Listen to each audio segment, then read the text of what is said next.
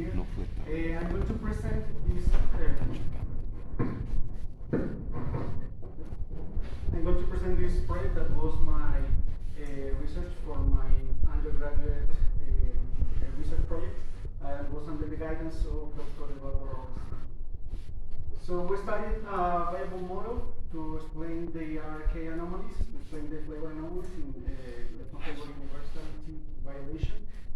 So we're going to talk about the model. We're going to do a study of the model, specifically how the leptoquarks are generated from the SU4 H group, and we performed brief chronological analysis. This was my research.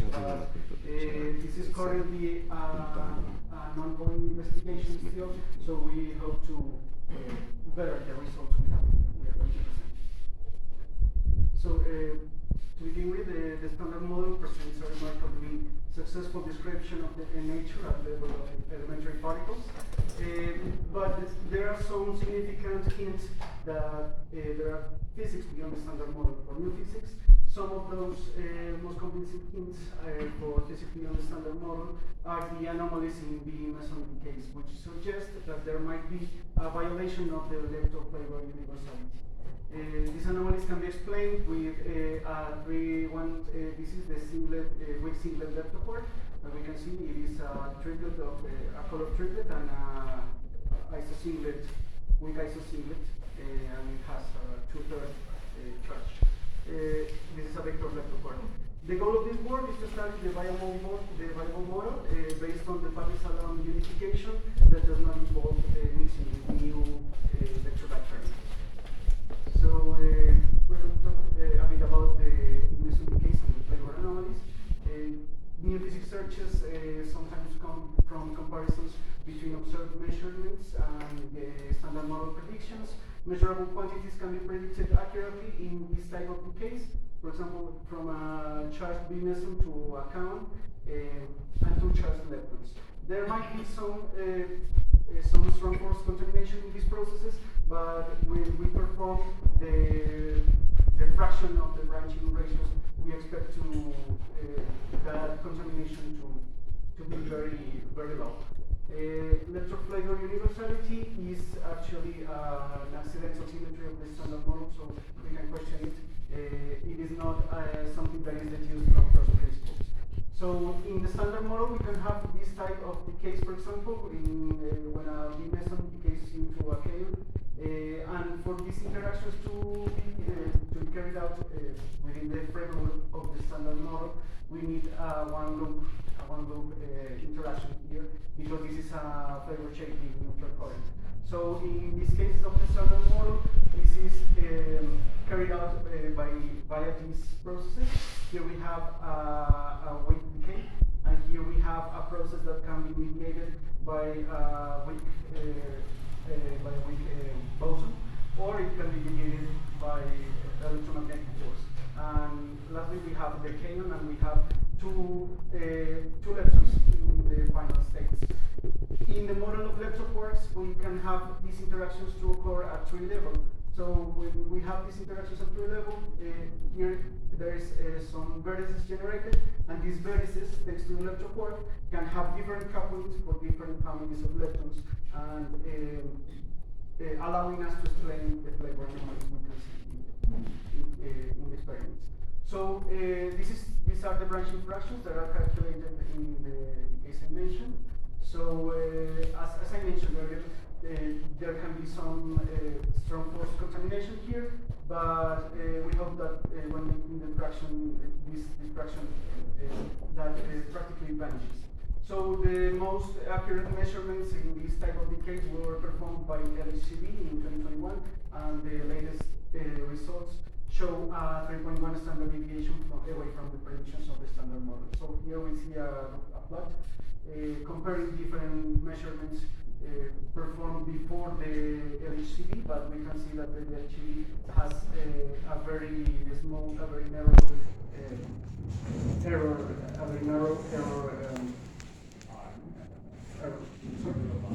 Yes. So yes, it is a very narrow one. So we have here, and this represents 3.1 standard deviation, so it is convincing evidence that there might be a violation of the leptoquark universal. So we are going to study a model that was first proposed by Fornal and his collaborators in this article. It is based on this gauge group. So we can see it is based on the unification of the Patti-Salam model. Patti-Salam has actually a SU4 group, only one, has the SU2 here, and it has an SU2 right-handed SU2 here. But actually this model is built like this with this gauge, the gauge local group. We have these SU2 groups divided, one left, one right.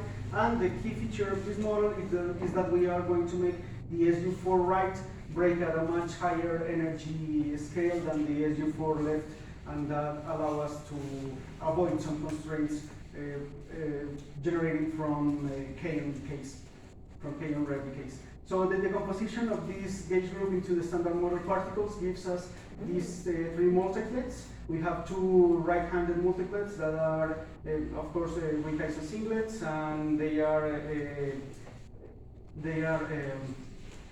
fourplets of the SU4 right group, quadruplets, and the left-handed multiplet that is a quadruplet of SU4 left, and of course weak isodoublet.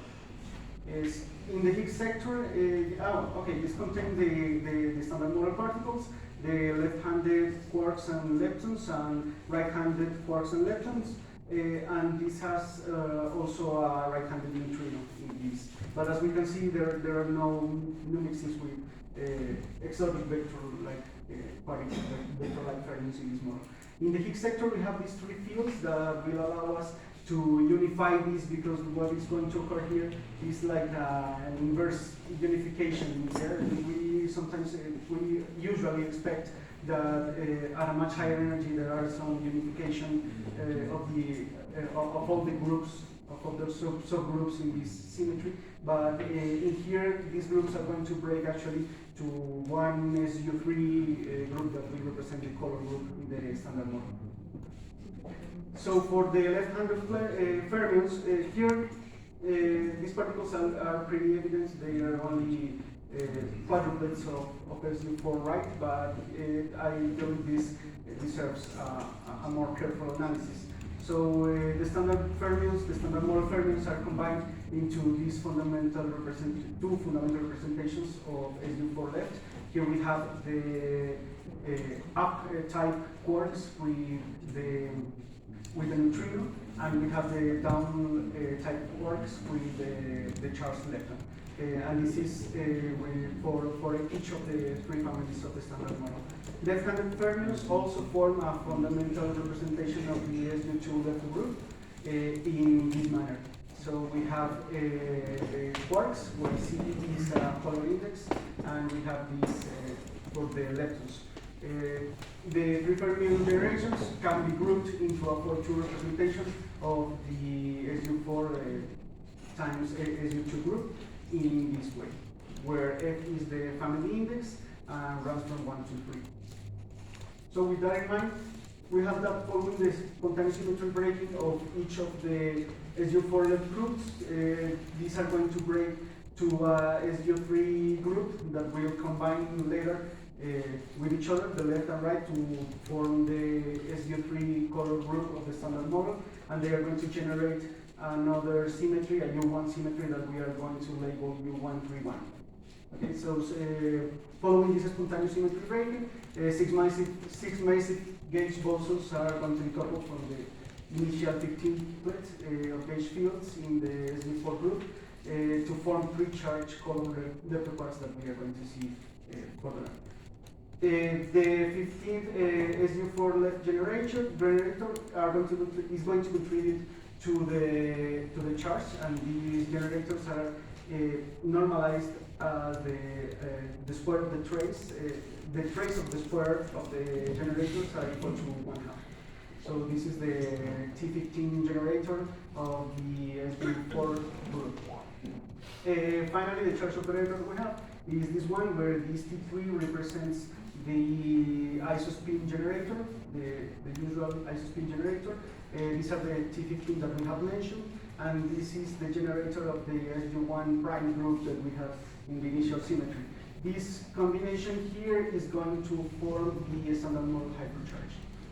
In the fundamental representation of SU4, this operator can be represented by two matrices, one for uptype particles and one for downtype particles. And these are going to allow us to calculate the eigenvalues for the adjoint representation of this that are going to give us the charge of the vector of the bosons we are going to have in this model for the SU4 group. So the eigenvalues of the charge operators in this representation that we have here, that is the adjoint representation of the SU4 group, is going to be given by this, and if we calculate this, we can represent these eigenvalues by this matrix. So we can see there are 9 fields here that remain chargeless, remain neutral, and one boson here that are going to represent, that is going to belong to the U131 group that we just saw in the last slide. And here we have the charged leptoquarks that are going to have 3 states and are going to have a charge 2/3. So from the initial symmetry of the model, we can infer the interaction Lagrangian, this following interaction Lagrangian. One for, here we have interaction terms for the left SU4 group, for the right SU4 group, and for the,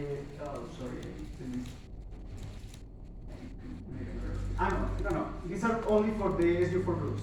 So we have here for the 3 multiplets that we had initially. So for the left-handed multiplet, for the right-handed multiplet here. Where the covariant derivative of the model has this form we have here. So we have for the left group, for the right SU4 group, for the isospin group, and for the U1 prime group.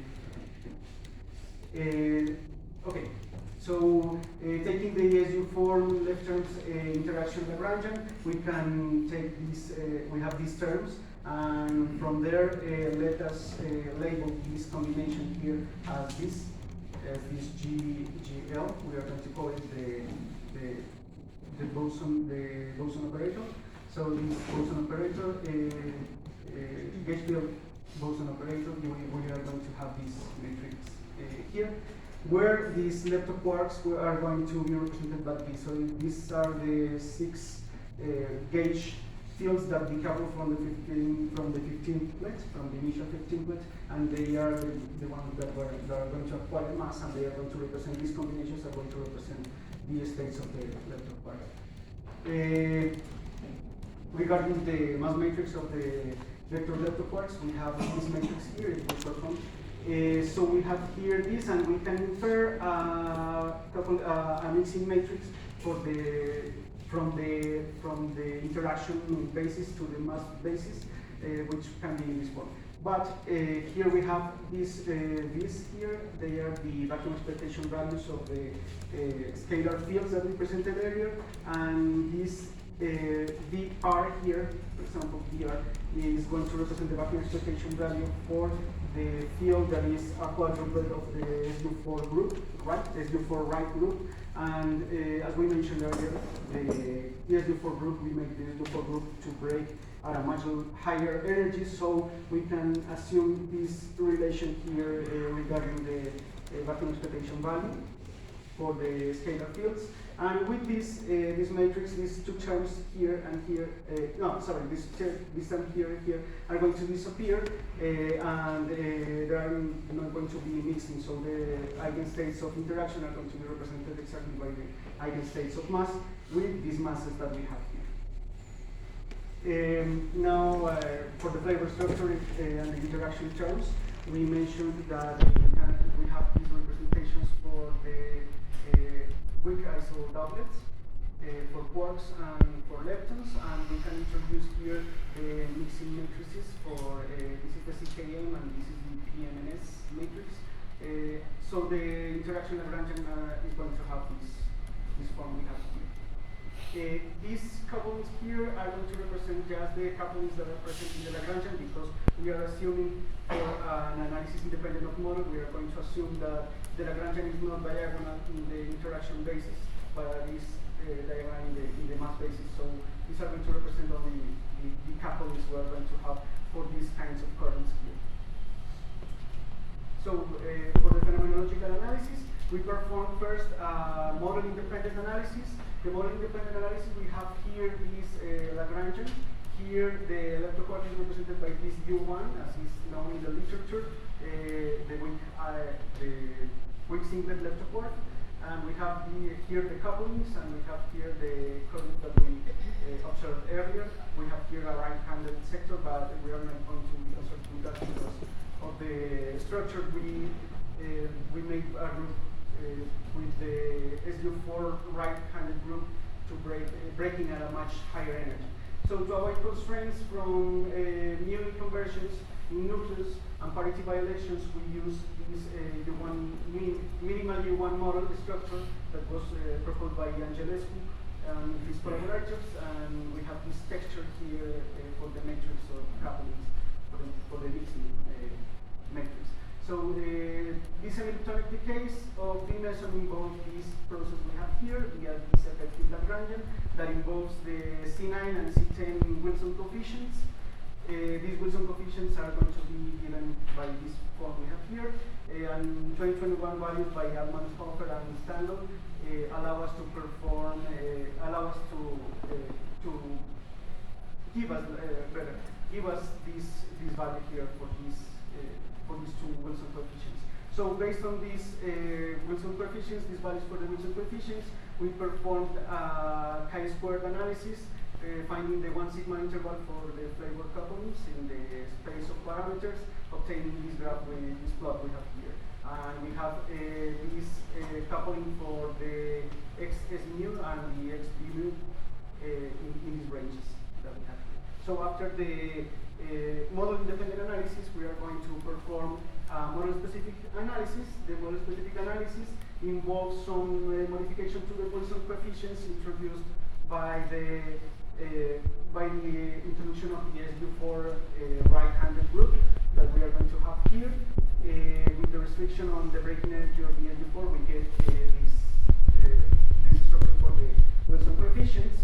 And from some analysis in chiron decays and new conversions, the coupling matrix can be parameterized as such. We have these two values here are the ones we are interested with, are the parameters we calculated earlier for the model-independent analysis. And from constraints from RK anomalies, we can establish these constraints spaces that we have. So furthermore, the coupling constant is going to be related to the strong coupling constant in this manner, where the strong coupling constant, the value for the strong coupling constant is 0.96 for 10 TeV leptoquark. That is what allows us the lowest mass that is allowed with these considerations here and with these parameterizations of the matrix. So finally, the allowed region at 95% confidence level for a leptoquark with a mass of 10 TeV is this one. We have the model-independent analysis in red, and in gray we have the space of parameters, the allowed space of parameters by the model we analyzed. So we can see that there is still this parameterization of the matrix allows us to cover a large, a broad spectrum of values in this parameter space. And we see that there are regions where the model-independent analysis is coincident with the model-specific analysis that we perform. So some concluding remarks. Leptoquarks arising from SU4 symmetry can offer a possible explanation for the flavor universality violation.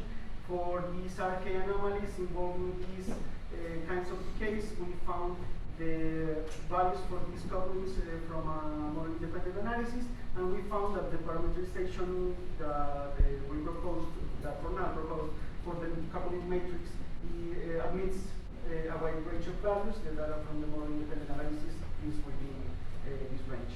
And the value range of the model-specific analysis is still quite broad. We hope to continue our investigation to narrow this values and to see if this is actually a viable model. And thank you very much.